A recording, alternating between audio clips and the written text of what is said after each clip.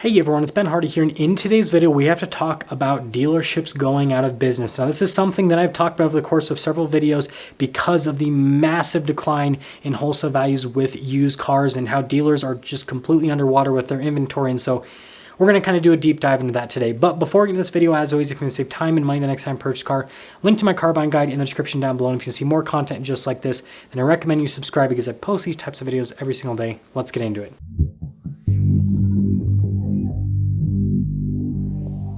So over the course of this car market, I guess, collapse series, whatever you want to call it, I have talked about how dealers have massively overpaid for inventory. If you don't know, if you live under a rock for some reason, over the last couple of years, well actually 3 years basically, dealers started buying up inventory like crazy, and they started paying stupid amounts for vehicles because we've been in an inventory shortage. And so dealers were like, I just gotta have inventory, doesn't matter what I have to pay for a car, I gotta get it. And so there was a time period last year where dealers were literally paying retail for vehicles and sometimes over retail because they'd rather overpay for a car and have something on their lot than have nothing on their lot. Now, the market's obviously pulled back a massive amount. I've talked about how the market has had several weeks in a row where it's declined in value by like 1 or 2% within certain segments. It is starting to kind of level off a little bit. I'm going to make a separate video about that. But the market is still way lower than what it was last year. And so you have a situation where dealers have a bunch of cars that they paid close to retail or potentially over retail for that are now worth significantly less because of how far the wholesale values have fallen on those vehicles. And so you have a lot of dealers that are basically underwater with their inventory. They owe more money on their cars than what their cars are worth. And the reason why I say owe more money is because most dealers finance their cars. Now, there are some dealers that will actually pay cash for cars, but the average dealer has a flooring plan where they basically will pay interest on their vehicles. Now, because they have so many vehicles and so many loans, they typically will get better rates than a consumer. That's not always true, but that's usually what happens, right? They will basically get this big package bundle, and then a lending institution will give them, a decent rate because ultimately the amount of interest they're paying is pretty big because of how big the loan is. But all you need to know is, well, dealers are in a situation where they are constantly paying for different wear and tear items on these cars as they sit on their lot and as they age. And then on top of that, they're paying interest on these cars. And then on top of that, those cars are continually losing value. So dealers are in a situation where their inventory is just absolutely stripping them of cash. Now, because of this whole situation, I've said several times that I foresee some dealers going out of business, and those dealers going out of business are going to be the used car lots. I don't really foresee new car dealers going out of business, and I'll talk about that towards the end of the video. But I want to focus on used car dealers first. So the reason why I see used car dealers potentially going out of business, not all of them, but some of them, is because there's not really a lot of income streams for used car lots. They basically make money when they buy and sell used cars. People don't really go to used car lots to maintenance their vehicles, right? Used car lots typically will have some sort of service department to recondition their cars, although it's usually very, very minimal. They might have something to detail their cars, and that's it. But again, people aren't going in and they don't have like, a revolving door of customers going to service their cars at these used car lots. They basically only make money when they sell cars. And so when you have all these used car lots that obviously overpaid for a lot of their inventory, it puts them in a pretty bad situation. And so that's why when you go and research for a car that you want to purchase, you might see all of these used cars still going for crazy retail amounts, when in reality, the current retail values are significantly lower and the current wholesale values are way, way lower. And this is just simply because these dealers cannot afford to lose the money that they would need to lose to sell these cars. And so that's why they're not bringing down the prices. They literally are stuck, because if they sell the cars at the current market value, then they might as well just start filing for bankruptcy. And so some of them are actually getting pretty creative, and I think this creativity could potentially keep them in business in the long term, or it'll at least keep them in business for the next little bit. And so what they're doing is they're basically keeping the old inventory priced at insanely high prices that doesn't make sense for today's market. They're not coming down on those prices, but they're okay with that because, although they're paying interest and although they might have to pay some maintenance costs on the cars as they age on their lot, that's a heck of a lot cheaper than the amount of money they would need to lose to sell those cars in today's market. And so they basically just have these expensive paperweights sitting on their lots, and then they're still going and buying cars on the side. Now, the reason they're doing this is because, again, the car market has declined by a massive amount. So they're now buying new cars at much lower prices. And then they're going and selling these new cars because, again, they're selling them at market value. And, there are people that are willing to pay current market value on cars. Despite everything that's happening, people are still buying used cars. I made a video, I think a week ago, talking about how it's crazy that people are still buying used cars, but they are.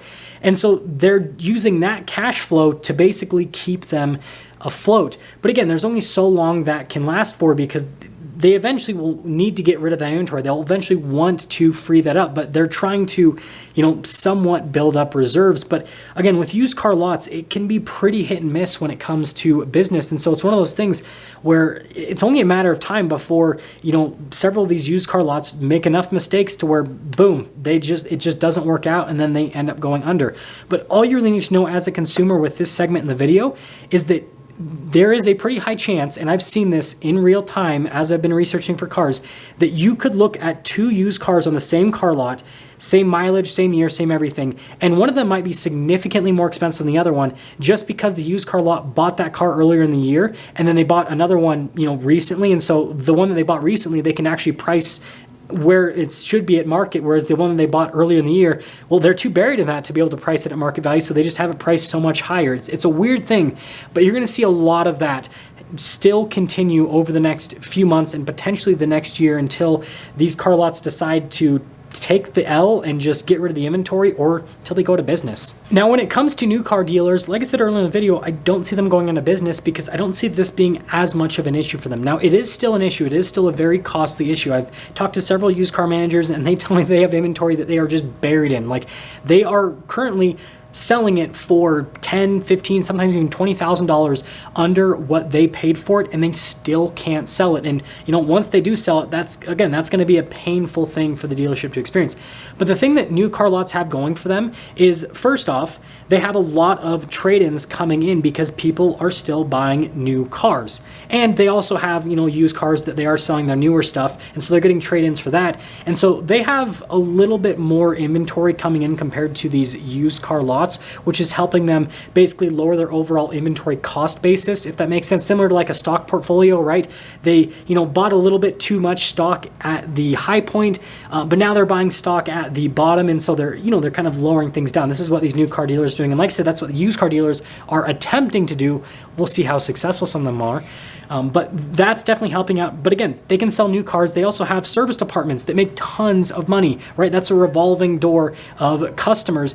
And so between the new car sales, the service department, and the fact that they're getting all of these trade-ins from the new cars, and just frankly because new car dealers make so much more money than used car lots, like, they're going to be able to weather the storm. They will be completely fine. You're not going to see your local Ford or, Chevy or whatever franchise go out of business because of this whole used car situation. So let's first pull everything together, and then we will sum things up with how you can use this information to help you out as someone who's shopping for a car. Pulling this all together, new car dealers are going to be completely fine. They have so many sources of revenue. Yes, the revenue is going to be impacted in a large way by this, but this just means that, sales staff and managers and everything are going to be making slightly smaller paychecks. They're still going to be making paychecks. They're still going to be able to keep the lights on. With used car dealers, however, this is where you're going to see dealerships go out of business. And I've already seen a few dealerships here in Utah go out of business because of this whole situation, because they overpaid for inventory. They were so underwater that, again, that's the only route to go. And so this is actually going to put more downward pressure on the used car market, because as more and more of these used car lots go out of business because they just completely mismanaged the situation, well, you're going to see more of those liquidations flood the used car market, which will then, again, bring prices down even more. And this is even before we see the grand fall of Carvana that I've been talking about over this series as well. I mean, with these dealers going out and then with Carvana going out, I mean, it's going to be quite a sale once it all happens. Now, in terms of how you can use this information to practically help you out as someone who is shopping for a car, here's the deal. You've probably been recommended by several channels to basically go and negotiate on cars that have been sitting in the lot for quite some time, because if it's old inventory, the dealer is going to want to sell it. But again, you have to understand this is a very unique situation where these dealers own these cars for way too much money, and so they're only going to discount the car so much. Even if, logically it makes sense for them to discount it even more to bring it down to market value, it also doesn't make sense because they just don't want to lose the money, right? They'd rather just sit on that paperweight and sell different inventory. And so you need to understand that. And so what I would do as a consumer is, I would make offers on some of this old age inventory, but I wouldn't make those offers with the expectation that they're going to accept it. I would instead start to look at more new inventory. Now, the one caveat about new inventory is the fact that there's going to be a lot more demand on that new inventory. It's just like the housing market, right? As soon as a house gets listed and, has its, a whole like initial viewing, right? Tons of hype and you'll get tons of offers. But then if it doesn't sell within that first weekend, then the hype dies and then the house sits in the market forever. Cars are kind of the same way. When a car gets traded into a dealership or when a dealership buys a car, there's a ton of hype behind that car. And a lot of people will look at it and then it'll either sell right away and it'll typically sell for asking price, or it won't sell and then it'll sit for a long time. And then the dealer will have to discount it. And a lot of the times they'll have to discount it down to cost and sometimes below cost. And so the inventory that I think is the sweet spot is inventory that's probably at least 2 weeks, if not, a month old, because at that point it's been at the dealership long enough that enough people have had a chance to look at it and said no. And so then that's where you could have a pretty good buying opportunity where you can basically negotiate it down to not exactly wholesale value, but the dealership's cost or maybe a little bit below cost. That's going to sum things up for today's video. Hopefully this helped you out, and I will give you guys more updates as I see things progress. And yeah, I'll see you.